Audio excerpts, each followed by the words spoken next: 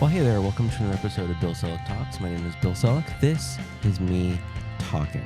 Been really excited the last week listening to a new song by one of my favorite bands, Bad Astronaut. Now, if you've been listening to this podcast for a while, you've heard me talk about Bad Astronaut before because their second album, Houston, We Have a Drinking Problem, amazing name. They were working on that and recording that and mixing it while I was interning in Orange Whip Recording Studio in Santa Barbara, and learned a ton and continue to make connections between lessons I've learned working in that studio, audio engineering, just musicianship, and how that can help our students be like more amazing humans, and how education can be more student-centered, more creative, and just less worksheets, like in a nutshell, right? So this new recording, this new release is Gray Suits. So the original one, just here very quick, here's the intro. Even gray suits have their day. All the promises they made, all the bad words you can't say. You signed up now, make it. So great song, amazing song, like great. They have a new version of it, stripped down version. It's just vocals, cello, and keys, keyboard. Have a quick listen to that, and then we'll talk about why you're listening to that.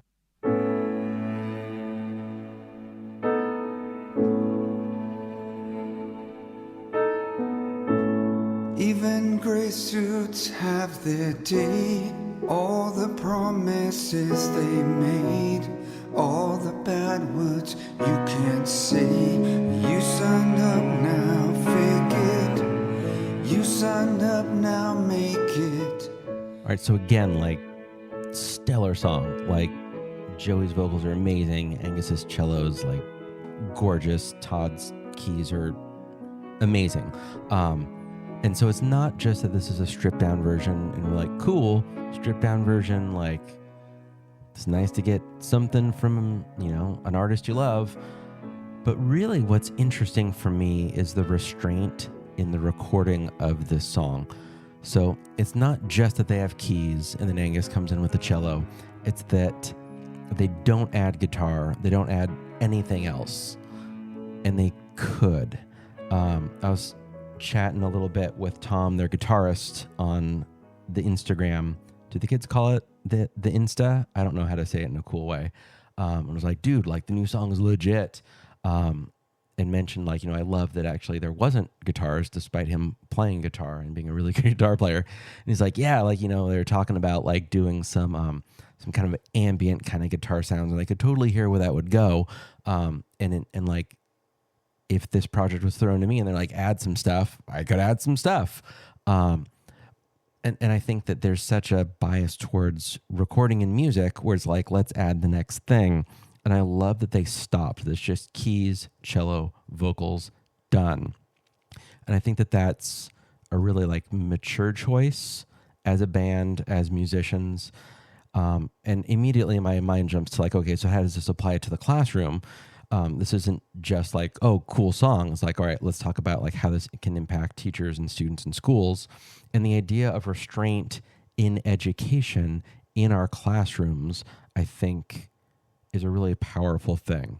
Just like with recording music, it's like, what's the next thing to add in the classroom? Like, physically, what else can we add to it? What else can we put on the walls? And then also pedagogically, like, what else can we add to the lesson? What else do I need to have the students do? What more can I make the students do?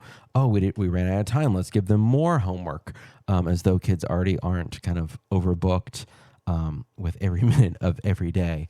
It just like the more seems to be a thing. And I don't know that it should be. And this new recording, this like stripped down version of Gray Suits, is such a good reminder to me that often restraint is more powerful. And so we know what this looks like in the classroom. There's actually been a fair amount of research in the last 5-10 years around visual clutter in the room. So like physically decluttering the room.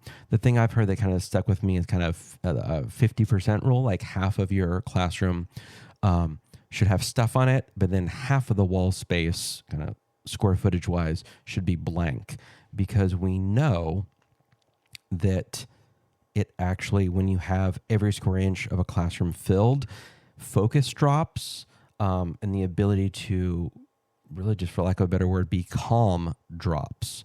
There's an overstimulation in classrooms, and I think the younger the grade, the more there's pressure to have a very busy classroom. I still remember when I was teaching fourth grade, the site administrator came in and she was like, "This classroom's too boring. You need to add stuff." And so I added a little bit and was like, and at this point, this was like 15, 20 years ago, like 2009.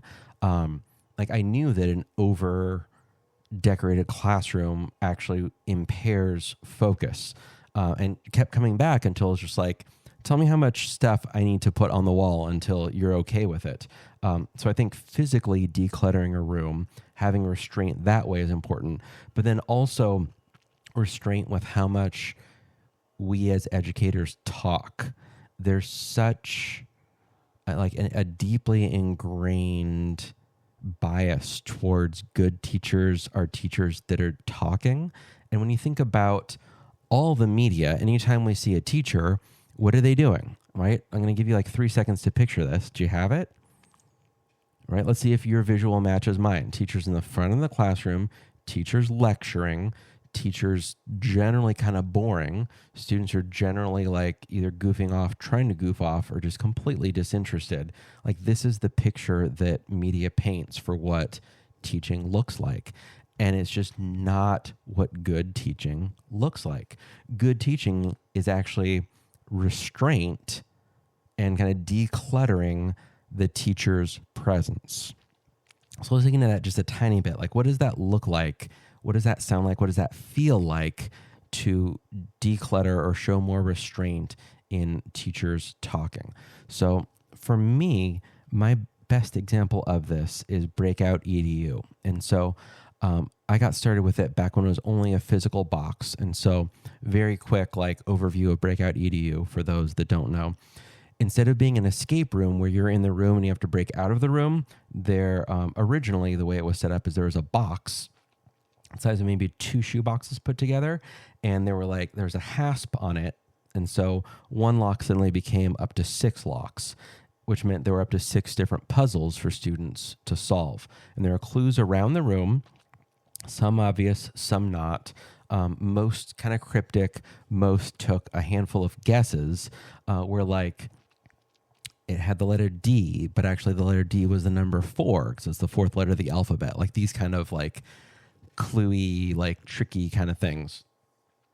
And so for me as the educator putting this on either for teachers or running a Breakout EDU game for students, I'd set it up, introduce it, and then set a timer. So my only job for the next 20 to 45 minutes was to set the timer. If they use one of their clue cards, I give them a clue, and otherwise I'm just noticing.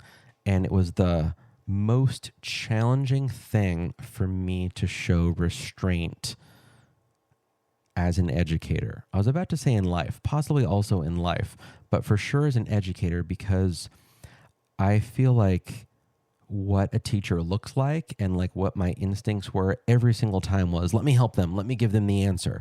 But actually letting them struggle with the thing, letting them have space, letting them actually work as a team to talk through, well, that didn't work, what else can we do? And just being stuck, that is a beautiful thing. The allowing a student to be stuck and not solving it as a teacher. And so I think taking that lesson and the bigger picture of restraint as a teacher, for me, inspired by the new Bad Astronaut stripped down arrangement. What does restraint look like? Like, how do we get the educational version of just keys, cello, vocals, and not spoil it by being like, let's add some cool guitar, let's add some like, let's do another cello track because Angus is so good. Let's add maybe like another synth in there, add like some kind of like really reverberant like percussion for beats to like, every 8 measures we just have like a big like boo. what does it look like and sound like and feel like to have a classroom with kind of that level of restraint, of craft, of like for this song, it's so tasty, and it really gives space for the performance to shine. And like for me, it hits a lot harder. So in the classrooms, the challenge, I think, and kind of the ongoing thing this year is, where can we show restraint?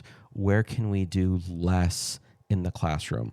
Which I think completely flips the idea of like, what do we have to add to the classroom to be a better teacher? The challenge and the question, the ongoing question, big picture, unit wise, but even like minute to minute, where can we do less in the classroom that will actually bring more? I think it's going to lead to more student creativity, engagement, more student empowerment. I think it's a mind shift, and it's kind of that reminder of like, where do we experiment with showing restraint, with paring down as a way to actually enhance teaching and learning? So that's my thoughts. If you don't know Bad Astronaut, that group is Bad Astronaut. Best name ever. Amazing humans, like the level of talent and just like such cool humans is like stellar. Give it a listen. Enjoy the new recordings. Enjoy the old recordings. And try and do less this year in your classroom. And let me know how it goes. My name is Bill Selak. This has been me talking.